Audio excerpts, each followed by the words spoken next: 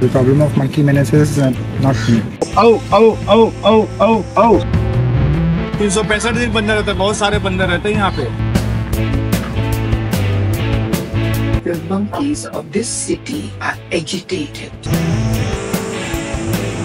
Their habitat has been taken away.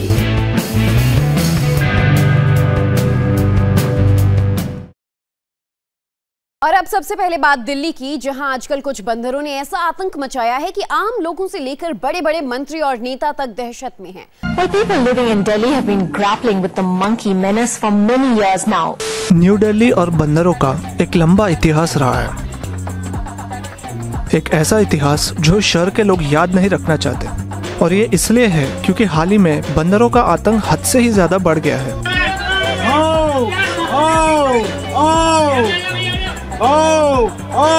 365 दिन बंदर रहते हैं, बहुत सारे बंदर रहते हैं यहाँ पे। ये बंदर सिर्फ लोग के घर नहीं बल्कि कोर्ट्स और पार्लियामेंट बिल्डिंग में भी मुसीबत खड़ी कर रहे हैं। यह विषय इतना गंभीर हो गया है कि बंदर पकड़ने वालों को बुलाया जा रहा है। उनमें से एक है शाहिद खान।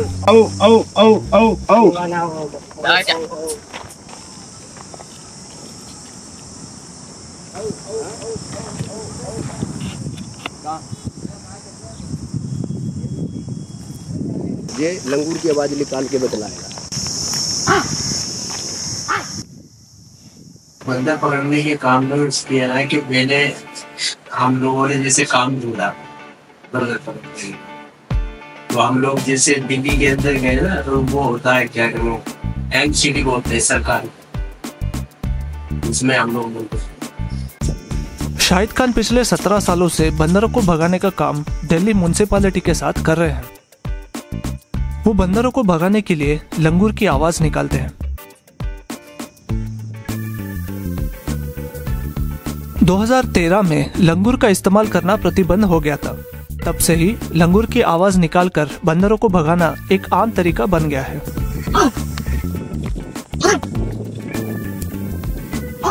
ये एक फॉरेस्ट इलाका है जहाँ पे बंदर काफी सारा तादाद में है।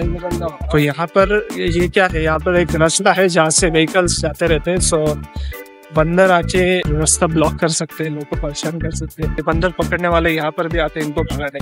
सोसाइटी में, कॉलोनी में, मॉल में जो बंदर रहते हैं, जैसे कि आदमियों पे अटैक करते हैं, नुकसान करते हैं, बच्चों को काट देते हैं, तो वो सीधे फॉरेस्ट डिपार्टमेंट में कंप्लेंट करते हैं या एमसीडी में कंप्लेंट करते हैं। फिर वो लोग हम पे कॉल करते हैं, हमें वो कंप्लेंट देते हैं, तब हम लोग वहां जाकर पकड़ते हैं। 2012 में 950 से अधिक बंदरों के हमले की घटनाएं दिल्ली में दर्ज की गई और 2019 में ऐसे 20 घटनाएं हर रोज हुए।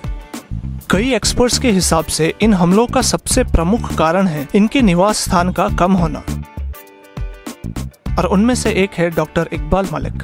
Monkeys becoming aggressive is quite a recent phenomenon. The monkeys of this city are agitated. Their groups have been broken. Their families have been dispersed. Their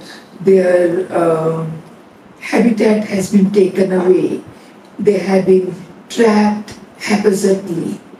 They are not calm anymore. There was a time in 80s when I started my work, and there are many my own scientific papers on that.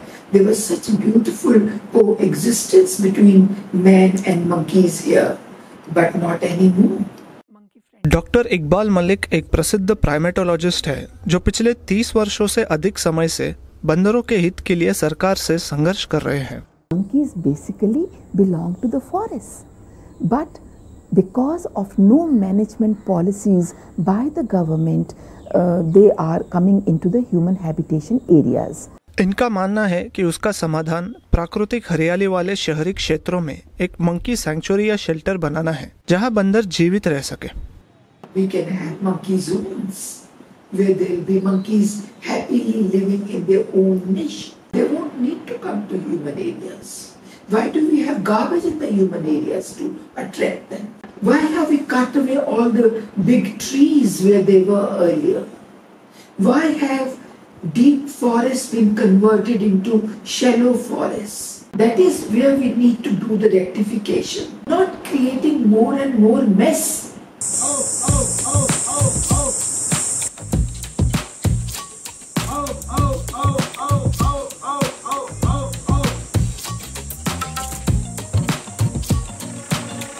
Shahid Khan और उनके बंदर पकड़ने वालों के समूह को कुछ बंदरों को पकड़ने के लिए दिल्ली के बाहरी इलाके में एक मिलिट्री कैंप पर बुलाया गया है।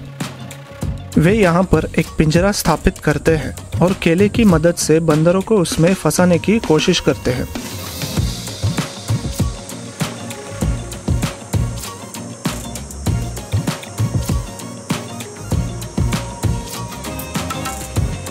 They have set up a huge cage right there with a lot of nuts and bananas inside it in order to, lure the monkeys into it. But the monkeys are really smart. What they're doing is that they pick it up and they run away from the cage. They don't sit inside and have it. They just grab the food, get out of the cage and run away. इकट्ठा आने के लिए क्या करना पड़ता है? अब वो खाना डाल रखा है ना उसके अंदर, तो 4, 5, 8, 5, 7 बच्चा है इसके।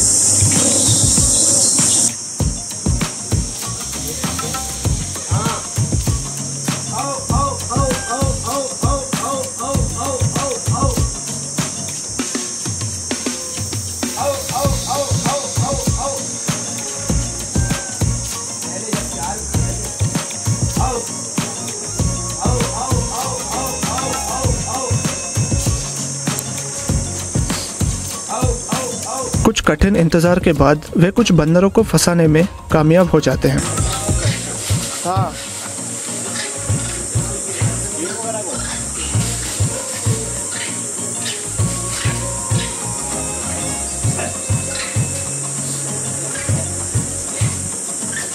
लेकिन डॉक्टर इकबाल मलिक जैसे एक्सपर्ट्स इस प्रथा के खिलाफ हैं। Monkeys are thinly spread over all areas of Delhi, where they should not be, where they were not earlier. So at this point, we do not need catchers. We need to stop all trapping. Absolutely stop trapping. Calm the monkeys. बंदरों को भगवान हनुमान का वंशज माना जाता है और देश भर के कई हिंदू उन्हें देवता भी मानते हैं। उनमें से कई तो नियमित रूप से बंदरों को खाना भी खिलाते हैं। लेकिन इससे दिल्ली की समस्याएं और बढ़ गई है, क्योंकि ये उन्हें भोजन की तलाश में शहरी क्षेत्रों में आने के लिए और अधिक आमंत्रित करता है। I'm not against feeding, but when people feed monkeys human foods rich in sugars, carbohydrates, fats, the fast food, that's absolutely wrong. If you look at the monkeys in the city and you compare them with monkeys which are on the outskirts in the forest areas, you can see the difference. The city monkeys are obese, they are losing their shine on their fur, whereas the outside monkeys, they are sleek, smart, because they're eating natural food. Delhi की बंदर समस्या एक जटिल समस्या है। हालांकि मनुष्य और बंदर पहले भी शांतिपूर्वक सह अस्तित्व में रहे हैं, विभिन्न कारणों ने इस सह अस्तित्व को एक घातक टकराव में बदल दिया है। The problem of monkey menaces is not new. It has been documented in the Ramayana as well. So it is an age-old problem that we are looking at. Since we human beings are a kind of primates as well, as are the monkeys, so we need to realize that it might be that we are in competition with the monkeys at times, in terms of territory, in terms of natural resources. So we keep on competing with not just the monkeys but with other wild animals as well. We should see who is the culprit. Why has the problem risen in the first place? We can run programs of capturing, sterilizing and releasing the animals, or in dire circumstances even culling them. But would that be an ideal solution? So we have to look at the problem honestly before arriving at solutions.